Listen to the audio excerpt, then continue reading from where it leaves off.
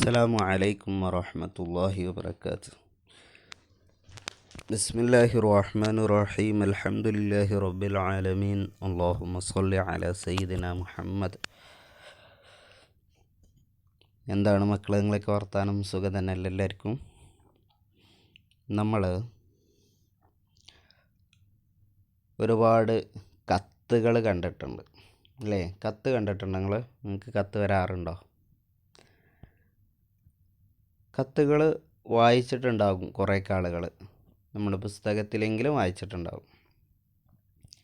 കത്തിനൊക്കെ ഒരു പ്രത്യേകത ഉണ്ട്.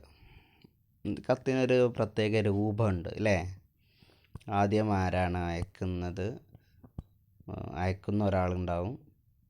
ആർക്കാണോ അയക്കുന്നത് അങ്ങനെ ഒരാളുണ്ടാവും. പിന്നെ അതിനൊരു പ്രത്യേക ആമുഖം ഉണ്ടാവും, ഒരു പ്രത്യേക വിഷയം ഉണ്ടാവും. അങ്ങനെ തുടങ്ങിയിട്ടുള്ള കുറേ കാര്യങ്ങൾ അതിലുണ്ടാവും. അപ്പോൾ ഒരു കത്തിൽ നിർബന്ധമായിട്ടുണ്ടാവേണ്ട കാര്യങ്ങൾ എന്തൊക്കെയാണെന്ന് നമുക്കൊന്ന് ജസ്റ്റ് നോക്കാം. നംല ഉൽ അജ്സ അത്താലിയ അല ലൗ ഇറ്റിസാല. നമ്മൾ നേരത്തെ ഒരു കത്ത് വായിച്ചല്ലോ അല്ലേ? ഈ പാഠത്തിൻ്റെ തുടക്കത്തിൽ നമ്മളൊരു കത്ത് വായിച്ചല്ലോ. ആ കത്തിൻ്റെ വെളിച്ചത്തിൽ നമുക്ക് ഈ ഘടകങ്ങൾ ആരൊക്കെയാണെന്ന് കണ്ടെത്താനാണ്. എന്നിട്ട് തന്നിട്ടുള്ള ഘടകങ്ങൾ ആരൊക്കെയാണെന്ന് നമ്മൾ കണ്ടെത്തുക. അപ്പോൾ നോക്കുക, അൽ മുർസിൽ, കത്ത് അയച്ച ആളാരാണ്? കത്ത് അയച്ച ആളാരാണ്? ഉപ്പയാണല്ലേ? അതങ്ങനെ അവിടെ എഴുതണം.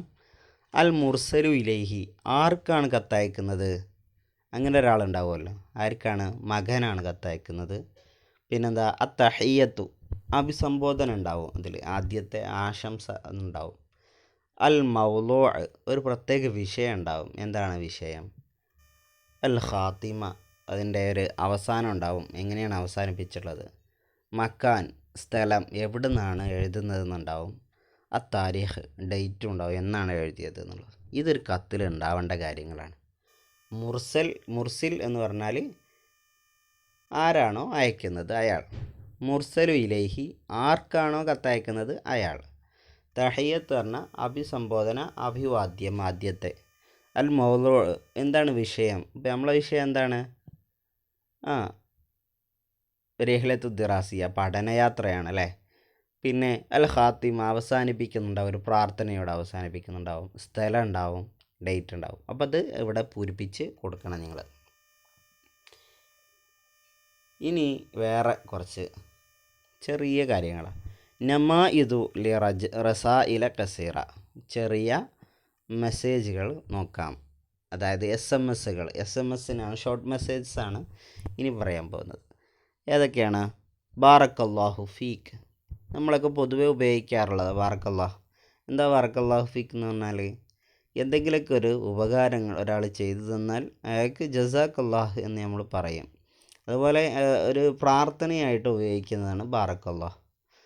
എന്തെങ്കിലും ഒരു പ്രത്യേക കാര്യമൊക്കെ ഉണ്ടാകുമ്പോൾ, ഇപ്പോൾ രണ്ടുപേരുടെ വിവാഹം കഴിഞ്ഞാൽ അവരോട് പറയും ബാറക്കല്ലാഹു ലക്കുമ എന്ന് നമ്മൾ പറയാറുണ്ട്. അതാണ് ബാറക്കല്ലാഹു ഫീക്ക്, അള്ളാഹു നിങ്ങൾക്ക് ബർക്കത്ത് ചെയ്യട്ടെ. ഈദ് മുബാറക്ക്, പെരുന്നാളിന് നമ്മളൊക്കെ അയക്കാറുള്ളത് ഈദ് മുബാറക്ക്. റിഹ്ലത്തുൻ സഈദ, നല്ല യാത്ര ആശംസിക്കുന്നു. നല്ല ഒരു യാത്ര പോകുമ്പോൾ അയാൾക്ക് കൊടുക്കുന്ന മെസ്സേജ്. ആമുൻ ജദീദ്, എന്താണ്? പുതുവർഷം ആശംസിക്കുന്നു.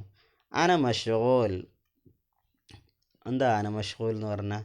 ഐ ആം ബിസി എന്നുള്ളതിന് പറയുന്ന അറബിയാണ് മഷ്ഗൂൽ. അന മഷ്ഗൂൽ, ഐ ആം ബിസി.